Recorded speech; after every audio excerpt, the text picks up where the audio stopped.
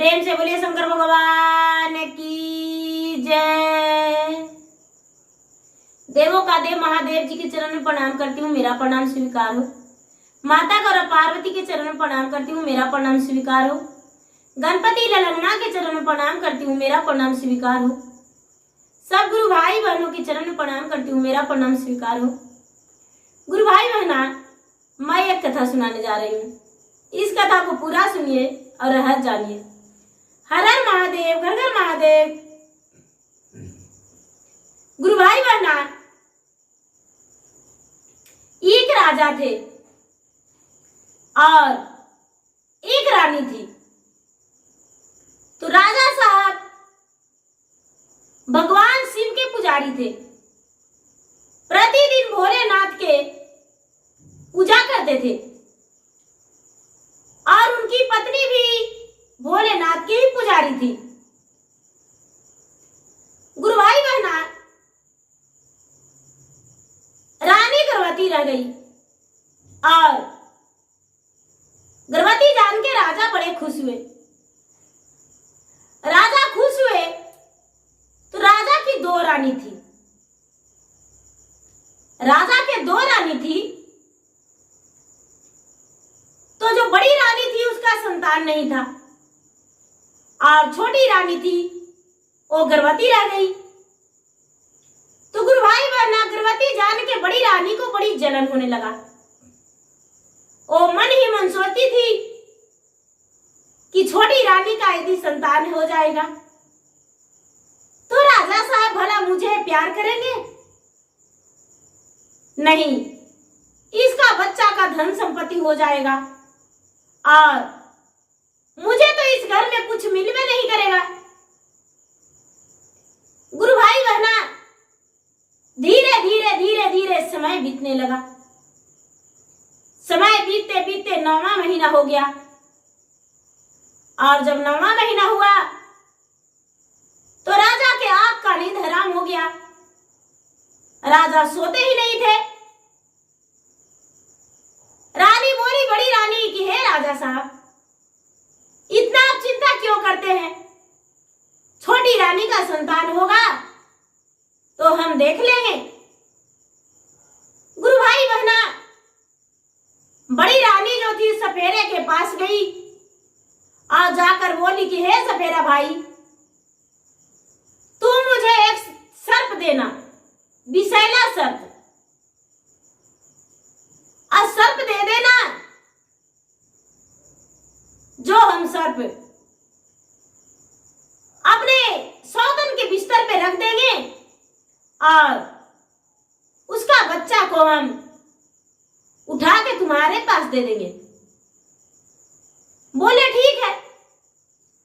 गुरु भाई बहना, जब छोटी रानी का संतान जन्म लिया तो बड़ी रानी ने क्या किया, सौतन उसकी माँ, सौतेली माँ बच्चा को गोद में उठा लिया। रानी बेहोश पड़ी थी और उसी सफेरा को दे दिया और सफेरा का से सर्प लेकर जड़ी सुहा के और सौतन के बिस्तर पे लेटा दी। लेकिन गुरु भाई बहना, सर्प के रूप में महादेव स्वयं एक सर्प बना कर दिए थे, जो कि कोई विषैला नहीं,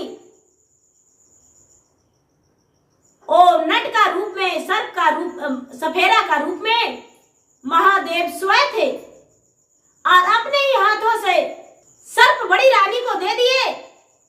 बड़ी रानी लौट गई और बड़ी रानी अपने सौतन के बिस्तर पे सर्प सुला दी और बच्चे को ले जाकर सफेरा को दे दी।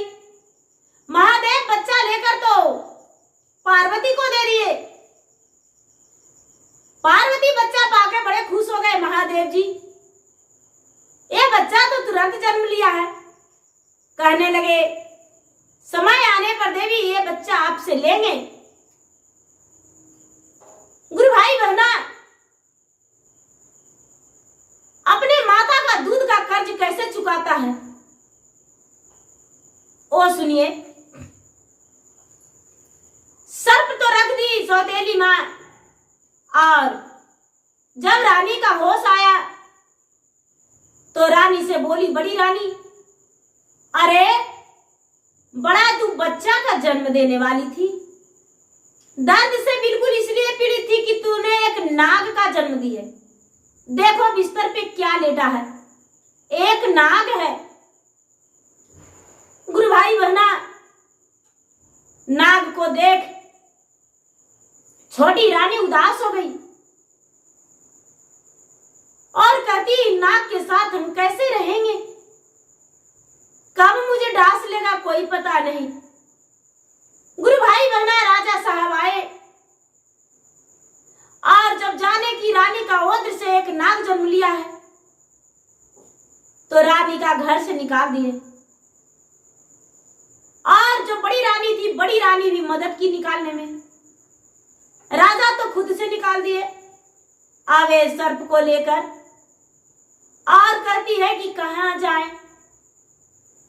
किस ओर जाए।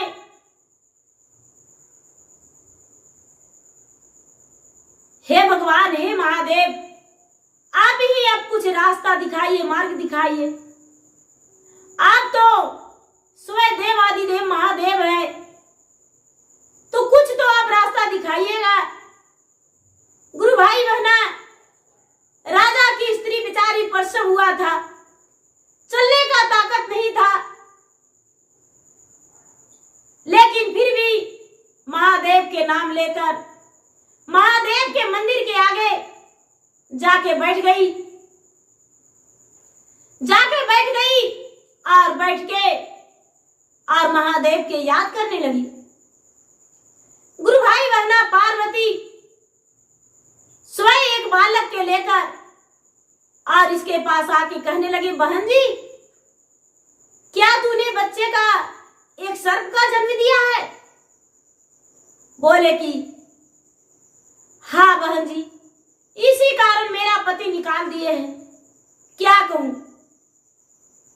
कहने लगे, बहन जी चिंता मत करो, इसी मंदिर के पास तुम रहना और प्रतिदिन हम तुम्हारे लिए भोजन भेज देंगे, ला कर देंगे और भोजन तू कर लेना और लो मेरा बच्चा का प्रतिपाल करना।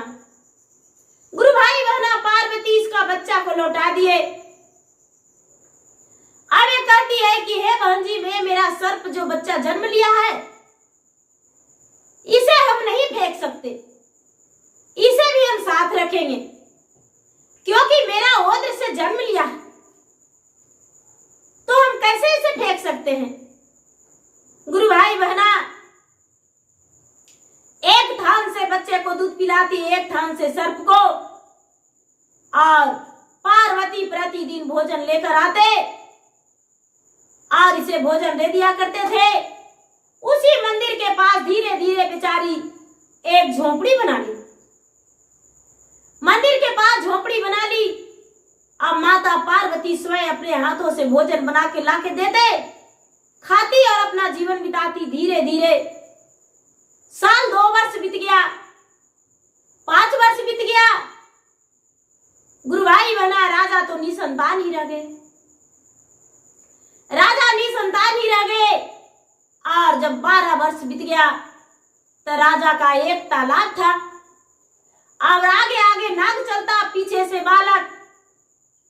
और नाग जो था, नाग मनुष्यों की भाषा बोलता था, तालाब में जाता था और जाके और राजा के तालाब में पानी पीता था, बच्चा नहाता था और आर पे ये नाग खड़ा रहता था और कहता था, अबक कुइया डबक कुइया बाबा के तालाब में पानी पी रे कुइया, अबक कुइया डबक कुइया बाबा के तालाब में स्नान कर रे कुइया, अबक कुइया डबक कुइया बाबा के तालाब में ही रहिया।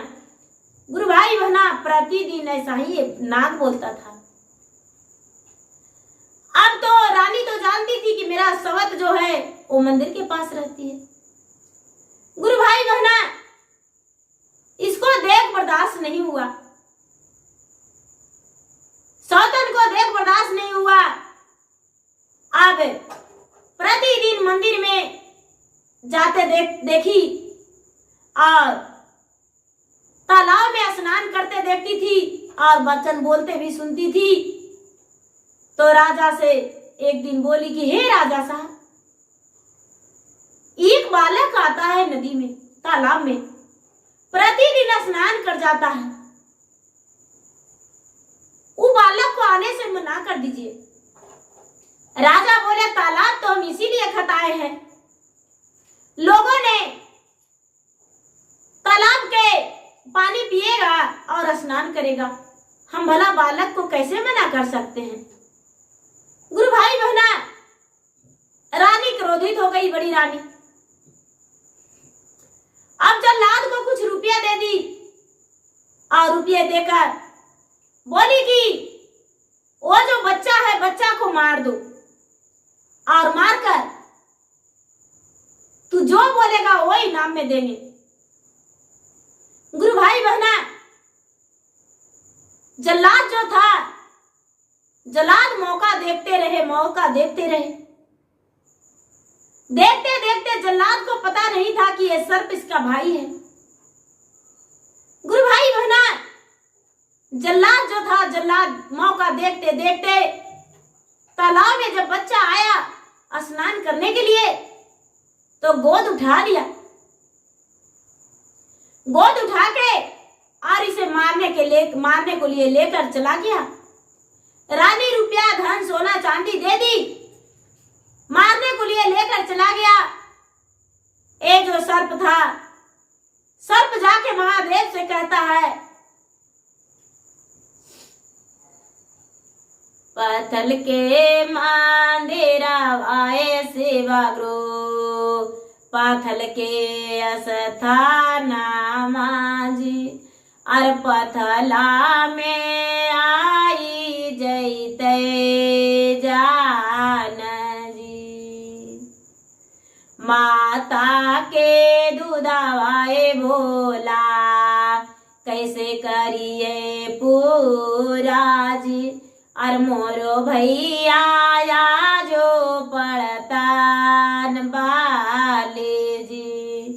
माता सते ले आए भोला, आदे देते बालिया जी, अरे वो करो पर कारण विचार जी। गुरु भाई बहना, जब जल्लाद लेकर चला गया तो महादेव का तो सुमरन किया, सर पे खुद महादेव का दिया हुआ था। सुमरन किया, महादेव खड़े हो गए और ये जो जैसा ही जो मछली तलवार चलाया, ये शिकारी जल्लाद, वो तलवार का नोक रानी के आंख पर जाके लगा। बच्चा के बाल बांका नहीं हुआ और जो मारने को लिए कसाई निर्दयी सौतेली माँ, हथियारी माँ लगाई थी जल्लाद को, उसका आंख पे लग गया। गुरु भाई बहना, आंख से हरा हरा उसका रक्त गिरने लगा। दर्द से पीड़ित चिल्लाने लगी, बचाओ बचाओ, मेरा आंख फूट गया। लोग दौड़े, कहने लगे यहाँ तो कोई नहीं है, यहाँ तो कोई नहीं, आपको मारा कौन? सचमुच में कोई नहीं था। भगवान भोलेनाथ इसका तेगा टुकड़ा टुकड़ा कर दिए। भगवान का शक्ति से टुकड़े टुकड़े हो गया और भगवान के भोलेनाथ के त्रिशूल से उसका आंख में लग गया। रानी आंख की अंधी हो गई, एक बच्चा जीवित रह गया। भोलेनाथ स्वयं प्रकट होके और रानी को कहने लगे, हे रानी, हे दुष्ट रानी, माँ तो माँ होती है, लेकिन तो वो माँ नहीं हो जो माँ रहना चाहिए। हे राजन, जिस दिन तुम्हारा छोटी पत्नी का औद्र से जन्म लिया बच्चा, उस दिन तुम्हारा स्त्री ने बच्चे का बिस्तर से उठा के और एक सफेरे को दे दिया, जो कि तुम्हारा पूजा और भक्ति भावना से हम प्रसन्न थे। तुम्हारा बच्चे को मरने नहीं दिए, मैं स्वयं एक सफेरा बन के खड़े हो गए और इस बच्चे को लेकर हम एक सर्प इसे दे दिए, जो कि ये रानी ने तुम्हारे छोटी रानी के बिस्तर पे सुला दिया। गुरु भाई बहना, भगवान भोलेनाथ स्वयं ऐसा राजा से प्रकट होकर बोले। सारा लोग चकित खाने लगे। और जब तूने सुना कि मेरा रानी का ओद्र से सर्प जन्म लिया है तो तूने घर से निकाल दिया, लेकिन मैं अपने मंदिर के पास स्वयं उसे जगह दिया और मेरा पार्वती उसे भोजन बना के प्रतिदिन देती थी और भोजन बना के देकर उसका जीवन का ठिकाना लगाया। एक झोपड़ी बना के वो मंदिर के पास रहती है, प्रतिदिन मंदिर में पूजा करती है, साफ सफाई करती है, मेरा आराधना करती है और अपना जीवन व्यतीत करती है। अब तो उसका बच्चा बड़ा हो गया तो तुम्हारा पत्नी का देखा नहीं रहा गया। गुरु भाई बहना, राजा इतना बात सुन सीने में कच कच अपना पीटने लगे और कहने लगे कि मैं कैसा पति हूं जो कि अपने एक इतना सुंदर और सुशील और संस्कारी पत्नी को अपने घर से निकाल दिया और एक डायन, एक हथियारी को मैंने अपनाया। गुरु भाई बहना, भोलेनाथ से राजा क्षमा मांगे और क्षमा मांग के कहने लगे, हे भगवान, मैं चाहता हूं कि अपने पुत्र का वापस ले आऊं और अपने पत्नी का। गुरु भाई बहना, राजा ने अपने बड़ी पत्नी को घर से निकाल दिए और रानी जो थी वो अंधी बन गई। उसे तो दिखने भी नहीं लगा एक आंख से और एक आंख का रोशनी रह गया। अंधी बन के दर दर भटकने लगी, चूल्हा चौका बर्तन दूसरे के घर में करने लगी, जो कि गांव वाले नहीं करने दिए और नहीं रहने दिए। दूसरे जगह जाकर और दूसरे के घर काम करने लगी। राजा ढोल बाजन से, हाथी घोड़ा आलकी पालकी से मंदिर के पास गए और भोलेनाथ के जाके पूजा किए, चर्चा करवाए, ब्राह्मण का जीवनार कराए और रानी को बाजे गाजे के साथ अपना घर लेकर आए और राजकुमार को और उस सर्प को, दोनों को बेटा बना के और लाकर अपना घर में रखे। गुरु भाई बहना, एक थन में मां पिलाती थी सर्प का दूध और एक थन में अपने पुत्र का। रानी का भी पता चल गया कि ये मेरा ही पुत्र है और भोलेनाथ के पास मेरा पुत्र था और माता पार्वती मुझे दिए हैं। दूध का कर्ज अदा कर दिया वो सर्प अपना भाई को जीवन बचा के। रानी जो थी अपना पुत्र से ज्यादा प्यार उस सर्प को किया करती थी और सर्प को पुत्र मानते ही रह गई। गुरु भाई बहना, जब बड़ा हुआ तो जहां भी राजा का बेटा राजकुमार जाता था वो सर्प साथ ही साथ जाता था। जब विवाह हुआ तो ये सर्प जो था बारात में गया और अपने भाई को रक्षा किया, कोई कष्ट मुसीबत से बचाते रहता था और अपना दूध का कर्ज पूरा किया। गुरु भाई बहना, जब राजकुमार बड़ा हुआ तो अपना सुखी जीवन बिताया और राजपाट लेकर राजा बन गया। राजा रानी का मृत्यु हो गया और उनका स्वर्ग का प्राप्ति हो गया। तो गुरु भाई बहना, अपनी माँ हो या सौतेली माँ, माँ तो माँ होती है। माँ को कभी नहीं ऐसा सोचना चाहिए, दूसरे को बच्चे को पर भी नहीं सोचना चाहिए कि उसका ऐसे हो जाए, क्योंकि तो बच्चा है। चिट्टी का बच्चा भी है तो वो भी बच्चा है, उसे भी प्यार देना चाहिए, उसे भी पाँव से कुचलना नहीं चाहिए, उसे भी जगह देकर हट जाना चाहिए। कोई बच्चा तो बच्चा है। तो गुरु भाई बहना, माँ का प्यार तो माँ को ही देना चाहिए, लेकिन वो माँ नहीं समझी, वो माँ तो कसाई बन गई। तो गुरु भाई बहना, मेरा वीडियो अच्छा लगे तो इसे लाइक कीजिए, शेयर कीजिए, सब्सक्राइब कीजिए। और मैं इंस्टाग्राम पे भी हूँ, मैं फेसबुक पे भी हूँ। मेरा इंस्टाग्राम पे फॉलो कीजिए, मेरा फेसबुक पे फॉलो कीजिए, लाइक कीजिए, शेयर कीजिए। धन्यवाद। हर हर महादेव, घर घर महादेव। जय मैया पार्वती, जय भोलेनाथ। प्रेम से बोलिए शंकर भगवान की जय। जाग जाग महादेव। हर हर